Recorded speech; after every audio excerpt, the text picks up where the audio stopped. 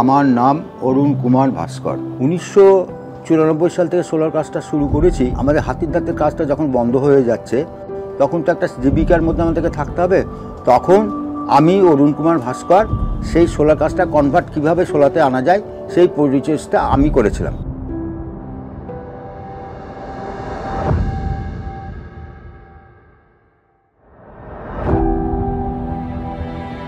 যে হাওদাটা আমি যত বানাবো তত বিক্রি, কিন্তু আমি পারছি না তৈরি করতে, কারণ আমি এই ধরনের কাজের কোনো কারিগর পাচ্ছি না। আমি এটা বিক্রি করছি 850 টাকা।